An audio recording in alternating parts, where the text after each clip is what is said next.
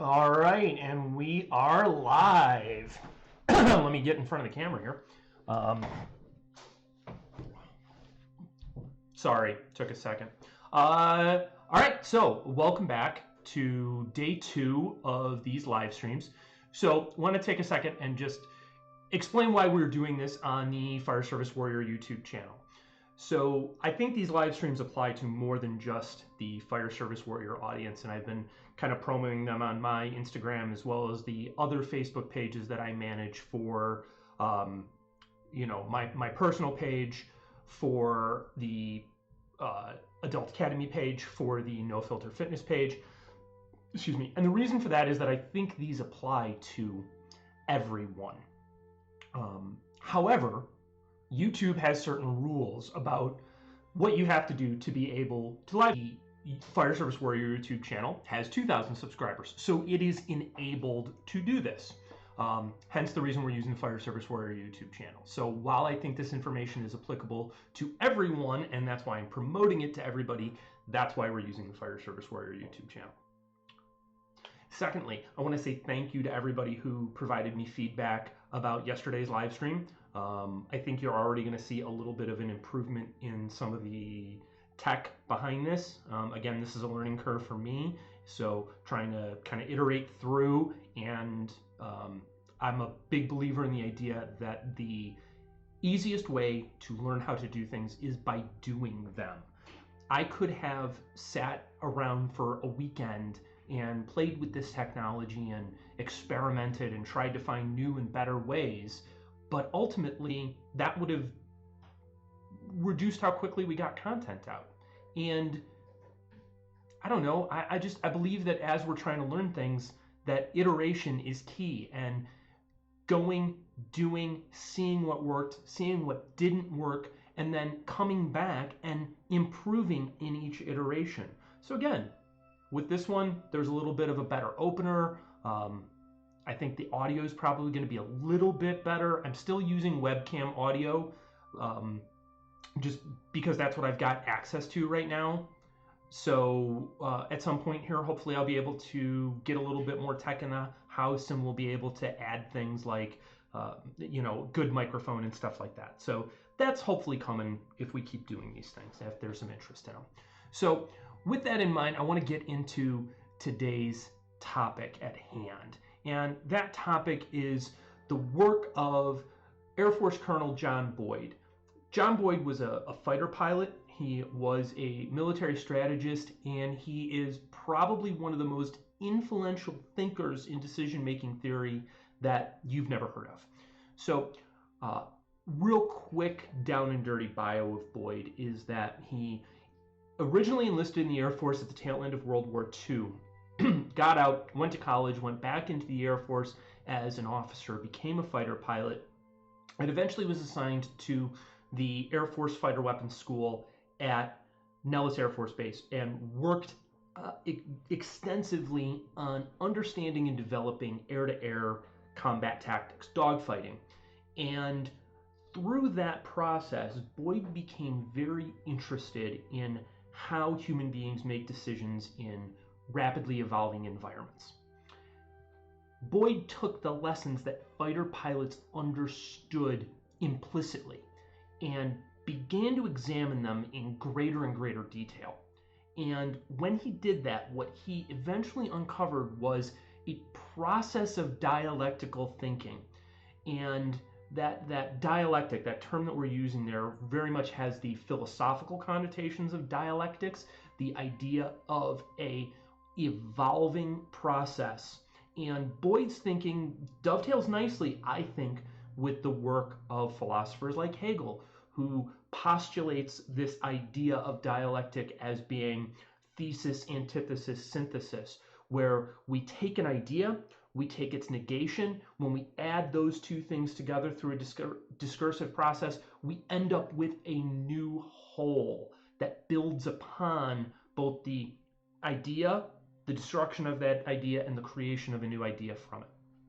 So Boyd pulls all of these ideas together with a deep study of military history and then a deep study of philosophy, psychology, all of these other topics. and comes up with what he describes as an OODA loop. So a really good reference for folks who are interested in knowing more about Boyd is Robert Coram's book, Boyd, the Fighter Pilot Who Changed the Art of War. I just hold up my copy of it, but I don't know where it's at. I think it's probably still at the gym. But this book is a very good foundation in understanding Boyd and his ideas. There are a ton of other books that I talk about. For those who are Patreon subscribers, you have access to all of my Boyd Book Club videos and know that this is a topic near and dear to my heart. And we may talk about some of those other books briefly in coming days and weeks. But this book is a great primer. It's a great starter. In the description down below, there is a link to where you can order the book through my favorite local bookstore, Seminary Co-op Books in Hyde Park in Chicago. No affiliate link. I don't get anything from that. I love the bookstore, and I'm going to encourage you to buy books from local booksellers, particularly in a time like this where we're all kind of shuttered up and locked at home. It's a great way to help support smaller businesses. Amazon's doing fine. They're going to continue to do fine. But folks like Seminary Co-op, Haymarket Books, Verso Books, folks like that. I know with Seminary Co-op, they're a distributor as opposed to a publisher. They're doing free shipping. Again, it's a plug because I love the store. I don't get anything from it other than the satisfaction of knowing it'll still be there when I can leave my house again. So check out the Coram book. It's a great resource for getting into Boyd and his ideas.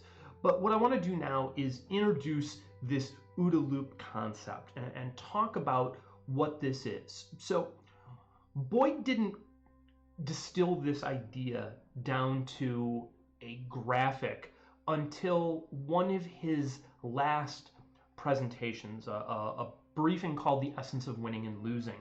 And the reason for this was that Boyd didn't want any of his ideas to be regarded as dogma.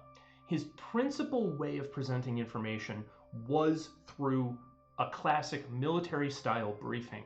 And his briefings started out very simply, I shouldn't say simply, very concise, and eventually developed over time into being multi-day presentations. Again, in the description, there's a link to a PDF that you can download from the Air Force University called A Discourse on Winning and Losing. And that is a compilation of all of Boyd's briefing papers and memos, condensed with an introduction by Grant Hammonds, who is a Boyd scholar, but he was also a friend of Boyd's who collaborated with Boyd and had deep personal involvement in these matters. If you Google John Boyd, there are a ton of great resources out there. The other big one that I would recommend, and I'll go back and add some links in the description because I forgot to do it before we started, is Slightly East of New, is the blog of Chet Richards, who was a personal friend, confidant, one of the men that's described as one of Boyd's acolytes who directly worked with Boyd, and Chet and a guy by the name of Chuck Spinney, who were both heavily involved in the military reform movement, helped Boyd condense these ideas into graphic form. Chuck also has some really great resources that Chet hosts on his website. I can't recommend them enough. So we're going to delve into this model really quickly, both as a descriptive tool, right? It's a description of how we think, but also as a potentially normative tool, as offering us how we ought to think. Now, Boyd doesn't directly present this as a normative tool. I think it can be used as one. I think that if we use our study of Boyd's theories, we can examine how we think what we think. If we go back to yesterday's live stream a little bit and talk about that for just a half a second, uncertainty drives how we think. We create narratives to explain things. And if we look at the OODA loop, we'll get into it in a second here when we delve into it in its mechanics, what we can understand is that applying those mechanics outside of a moment can help us understand why we create the narratives we do, how those come to be. And that tool can allow us to examine how we reach the conclusions we do. So with that, let's delve into the OODA loop itself. All right, So if we look at the loop, we're going to see that it progresses from left to right. OODA stands for observe, orient, decide, act. The first thing that I think is important to address is that this should not be seen as a linear system. We don't strictly move through this process from left to right in an iterative manner. Rather, in our brains, all of these actions are occurring roughly simultaneously, and each phase is informing the other phases. So, very quick explanation of this is that we observe things. We take in outside information, unfolding circumstances, and our unfolding interaction with the environment. And those observations are processed through what Boyd calls orientation. Our orientation has what I refer to as 5 filters. We have our genetic heritage, our cultural traditions, our previous experiences, our access to new information, and the way we analyze and synthesize information. So genetic heritage, I think, is our first starting point because this is the most fixed. This is our evolutionary roots. These are the things that we have in common with all humans, then going back to all mammals, then going back to all living organisms. And we evolve in a certain way. Our nervous system works in a certain way. That heart rate chart that we talked about yesterday is rooted in our genetic heritage. The next thing that I think is most fixed is our cultural traditions. We each are raised in a set of cultures that begin with the societal level of culture. We are steeped in a human race. We then are steeped in our particular national culture. From there, we get into progressively more macro and micro levels of culture in our community, in our tribes, in our individual families.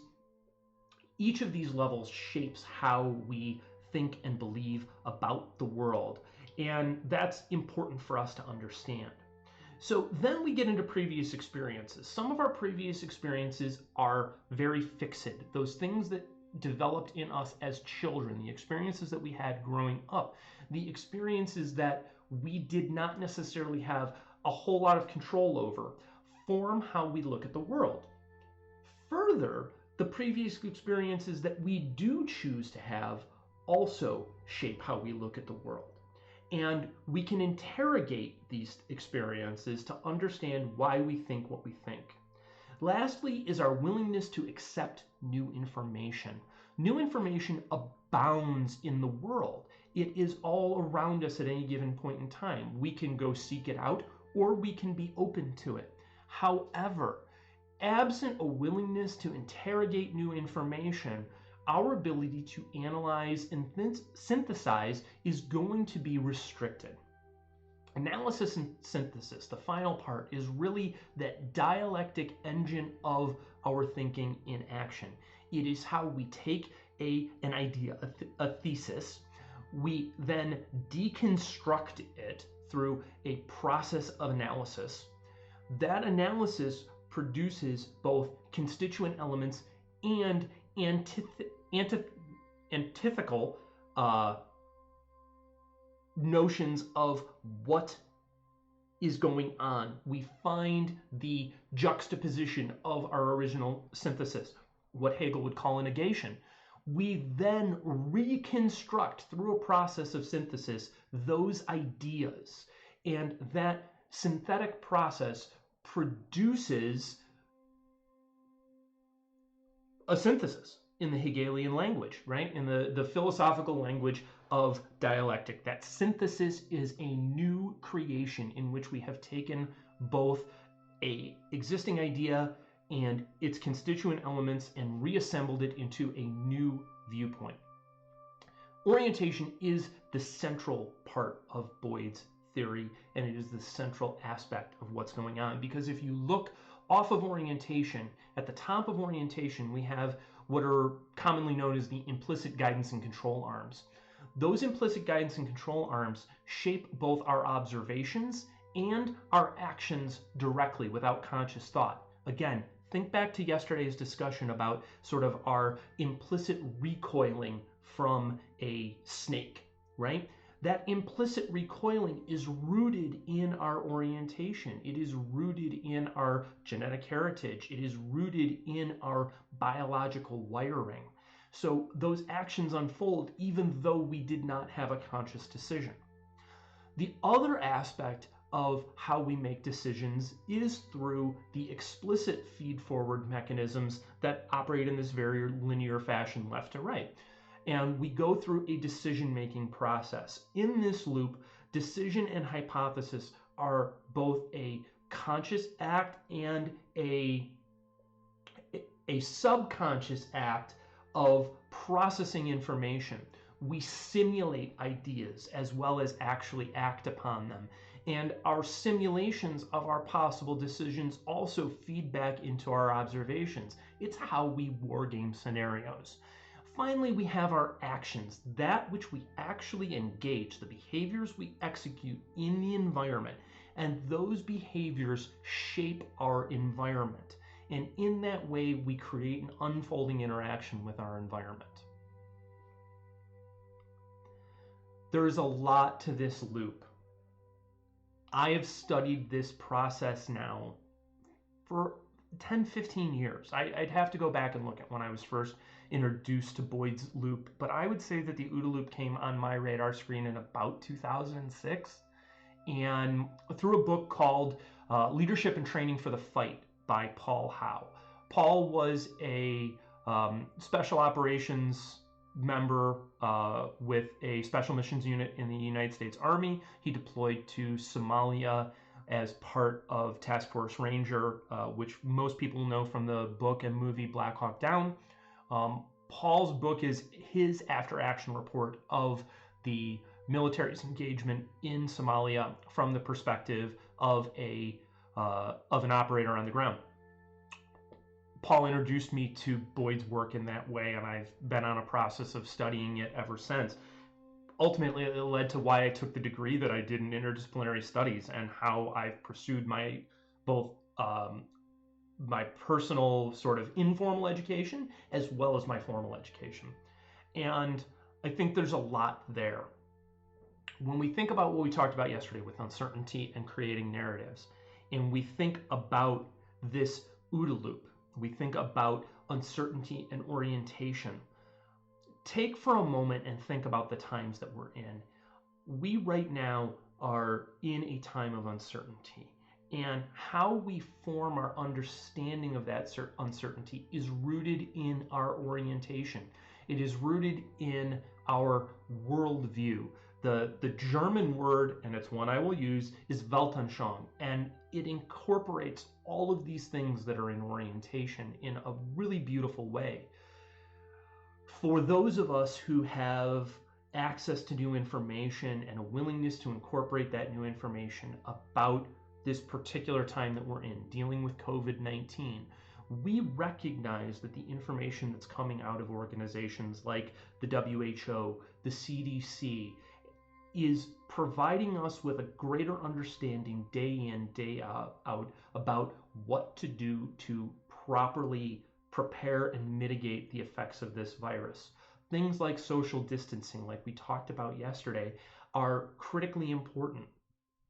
Conversely, for folks who are more closed to that new information, they may engage in conspiracy theory creation, right? So I have seen numerous people offer the idea that COVID-19 is a government-created virus to promote the deployment of martial law around the world. I don't believe that's true. I don't believe that that choice to disbelieve in conspiracy theories is rooted in naivete on my part. Rather, I believe that that sort of narrative, that sort of creation of an idea, an explanation, is rooted in our human lack of knowledge. We talked yesterday about how humans have come up with stories from time immemorial to explain the otherwise misunderstood or not understood circumstances. Most of us no longer believe that Thor creates thunder and lightning. In the same vein, if we have enough valid, testable, predictable knowledge, we will understand that nature is constantly changing, and it is more complex than most of us can understand. But further, it is not coming about with intention.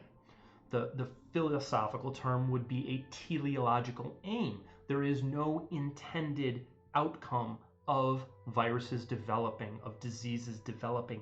That's how the world works. That's how the universe works in our worldly experience, in the way our world is constituted within nature. Evolution is a constant, ongoing process.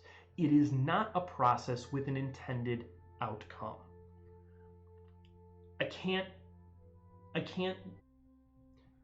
We can't predict hurricanes.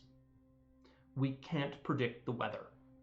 And I think that example is one of the easiest for folks to understand when we talk about the fact that there aren't teleological aims to how nature evolves. Chaos theory is a real thing, and small inputs have nonlinear changes. Maybe that'll be a topic to build on Monday a little bit, and how chaos theory works, just a smidgen. I'm certainly no mathematician. I can't explain it to you in detail, but I have my understandings of it, and I think they can help shape these conversations about what to do in times of uncertainty. So with that, I want to kind of close out here with a couple of brief thoughts. Take that OODA Loop model. Look at how you make decisions. Take a step back. Think about your genetic heritage. Think about your cultural traditions. What are the things that you believe are so without having evidence that would pass peer review? There's nothing wrong with having beliefs. There's nothing wrong with having reached conclusions about things without having gone through a peer review process. It's not physiologically possible for us to do that with everything. But what's important is to ask, what are those things that we believe, absent external, verified, validated evidence, scientific evidence, and why? Why do we believe it? What were the previous experiences we had that have shaped our worldview? All of these things are important. They're all useful. And then ask yourself constantly, am I open to new information? Am I parsing information from good sources? Am I fact-checking the information that I'm taking in? There are a lot of ways to do that. Again, maybe that's a topic for next week, is how to fact-check, how to look at these things. But I think that there's a lot of good information out there. There's a lot of bad information out there. And sometimes that bad information is simply rooted in narrativization. People are trying to sell a story. Tell a story, sell a story, all these things. Things to think about. So with that, thank you for tuning in today. Again, I'm going to try and watch the previous episodes. If you are missing something, or if you're like, wait a minute, what did you talk about? Go back and watch the other ones. It's YouTube. They're there forever. So again, with that in mind, thank you for tuning in today. I want to thank the Patreon members who support this effort. Kevin Richson, Travis, Chase Morgan, Eddie Crombie, James Klatsky, Justin Ide, Ryan Trader, Brandon Douglas, Brock Clapp, David Hinosa, Eric Chisholm, Timothy Bullard. Tim, thanks for jumping on board yesterday and joining. Zach Riddle, Andrew Murtaugh, Brent Wigland, Chris Bondis, Chuck Hammond, Craig Wall, Elliot Harris, Kyle Samsing, Mark Bates, Matthew Spangler, and Stephen. Thank you for your support in helping create the environment where I can do this work and produce this content. So if you are interested in helping out and allowing us to do more of this, maybe add to the technology so that I quit rocking the table and moving the camera and have a better microphone, you can support us at patreon.com/Fire Service Warrior. If you have comments, please leave them down below. I will try to respond to them directly or incorporate them into a future video. Thanks for your time. I hope it's helpful. I'll see y'all soon. Cheers.